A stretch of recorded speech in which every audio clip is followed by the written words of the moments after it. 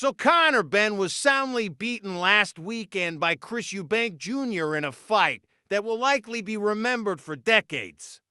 Just like their fathers' fights, I had the same score as the judges ringside, 116 to 112, 8 rounds to 4. I could even make a case for 117 to 111, but I was being generous to Conor. I see a bunch of people saying it was a draw, or they can see Conor winning by a point. How anyone can score it for Ben is beyond my understanding. Conor's pal Tony Bellew had it 8 rounds to 4 in Conor's favor. What fight was he watching? I have to give credit where it's due to both men. They both showed a ton of grit, heart, and determination, but there was a clear winner, and that was Chris Eubank Jr. Conor surprised me, though. I didn't think he would be able to stand with the bigger man over 12 rounds, but that's exactly what he did.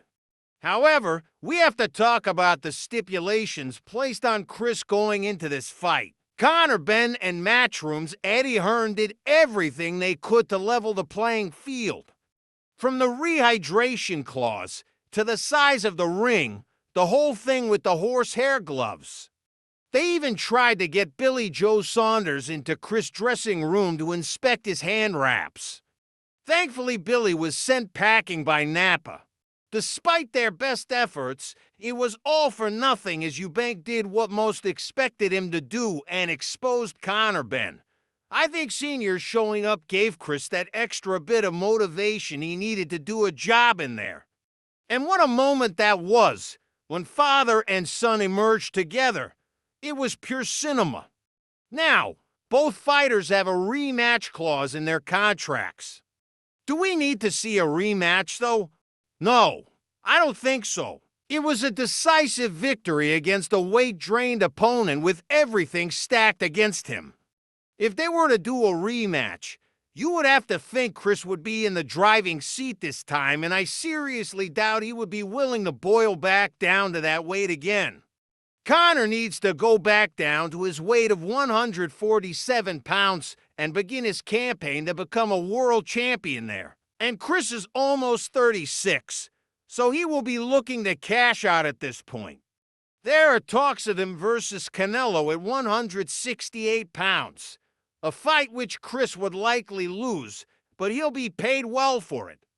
Neither fighter is a world-class operator, and I expect them both to get beaten again, but they put up one hell of a fight for our entertainment, and you have to respect it. After the fight, Chris Eubank Jr. went straight to the hospital for some standard checks.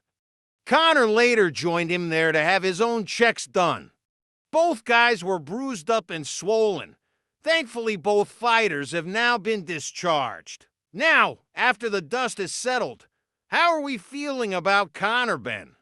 I have a deep hatred for drug cheats in combat sports, and the fact we still don't know how those drugs got in his system doesn't sit well with me. Remember, he failed twice, and those tests were 3 months apart. I guess we'll never know, and it'll all be forgotten, like all the other drug cheats in the game.